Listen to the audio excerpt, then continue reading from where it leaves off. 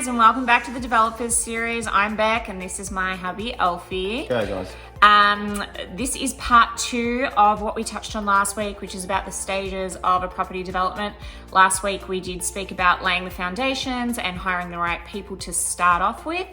And this week, we're going to be talking about the planning stage and getting your planning permits, going through council and all that fun stuff.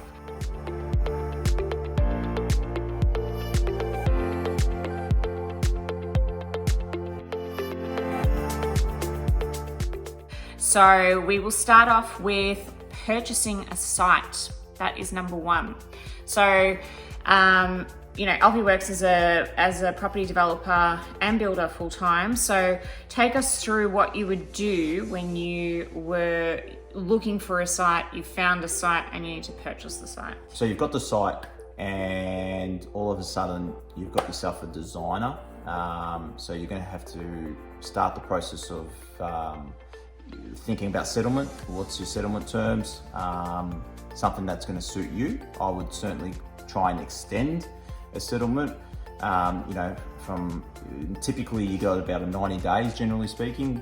Settlement, 60, 90 days. Generally most settlements are, but if you can extend it, it'll be even more beneficial for you because during that process, you can start going through the planning process and you can save on interest. So when you do settle, let's say you get a 6-month settlement, you're halfway through or you're very close to getting your town planning, you've saved yourself a good chunk of money by just extending the settlement. So think about settlement terms when you do buy, because that's definitely a opportunity to make more money out of the development.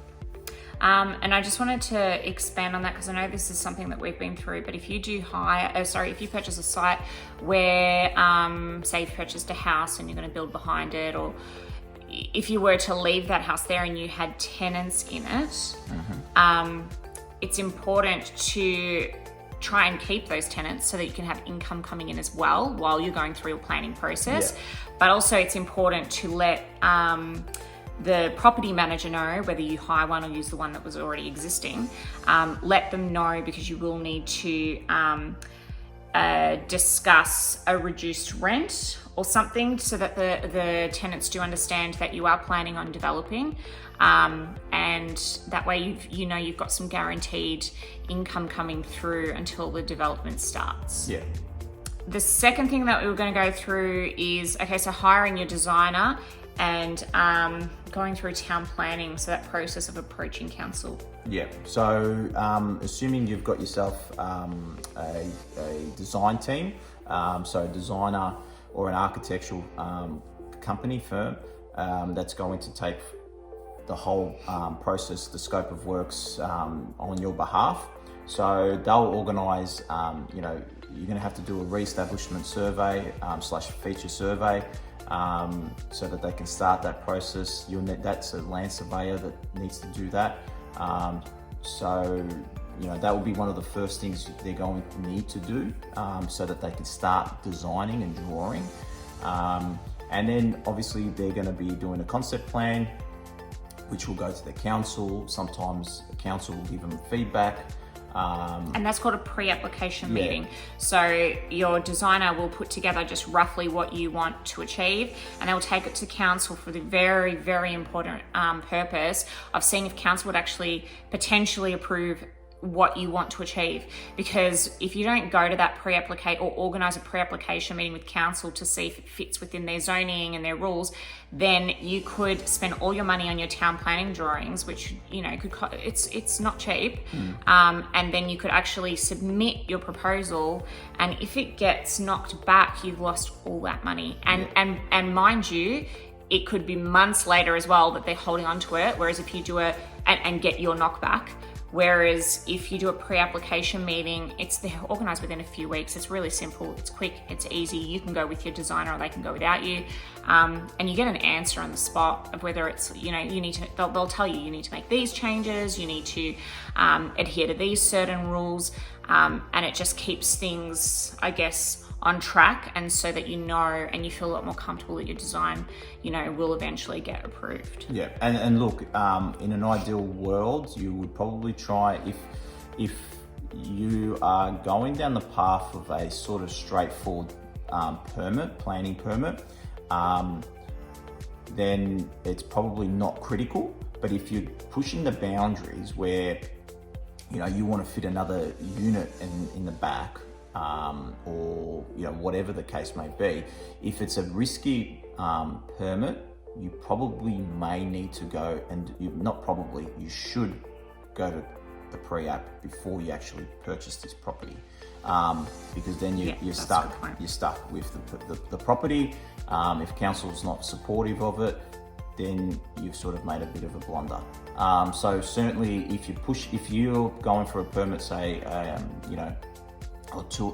dual lock, 2 side-by-sides, knock down 2 side-by-sides, in an area where there's, the streets full of them, or there's a few of them, that's not a sort of risky permit.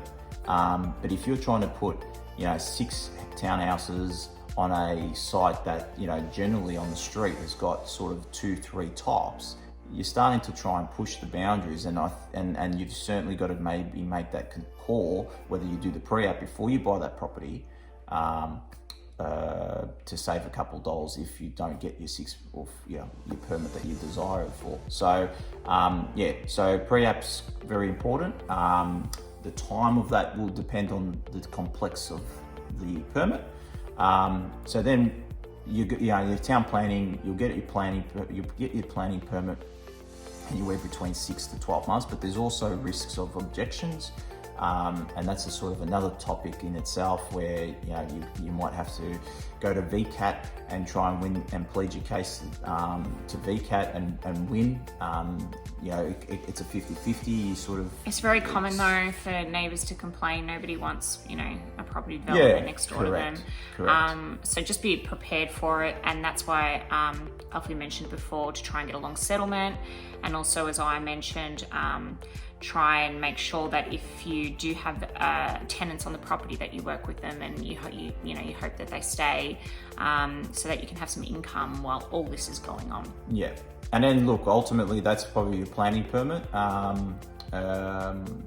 and you need to get your endorsed plans. So you get a planning permit as well as endorsed plans. So they're 2 separate things, but really related to the same thing. So what's the difference? Explain the difference. Planning permit will give you conditions of your permit, and that will basically stipulate when this permit will expire, what their requirements are for when construction takes place, that you might have a tree at the front of your property on the nature strip that they will put on their planning permit, a condition saying that when you do build on site, that tree needs to be protected. Stormwater is another thing that generally they talk about in your conditions, your planning permit conditions. So there will be each permit will be different, and very, very important for that.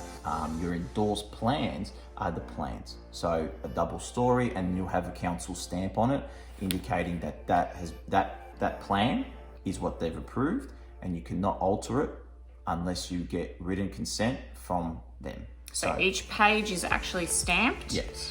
And then when you go later on, which we'll talk about in part 3, getting your working drawings, everything has to match up. Yes. Everything. Yeah. All the measurements, Yeah. every window that you've drawn has to match up. Yeah. And if it's altered, you have to get permission back at council, or else you could be in big trouble if you've altered that. Yeah.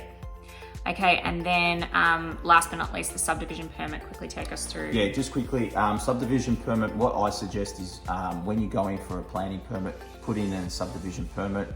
Generally, it saves you a couple of dollars.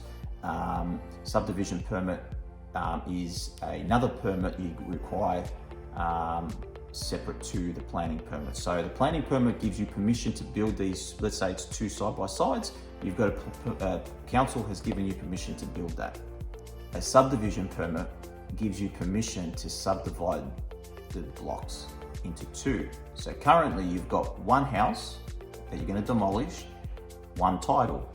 When you construct the 2, you're going to separate those. So that block now turns into 2 blocks. So Or 3. Or 3, or 4, or whatever it is. So the subdivision permit gives you permission to actually subdivide that. So there's 2 permits from the council's perspective that is critical for you. It's the planning permit / endorsed plans, as well as the subdivision permit. Okay guys, and that is part 2 finished. We'll be posting part 3 next week, where we will be going through the build process. So thanks for watching, guys. See you soon. So yes.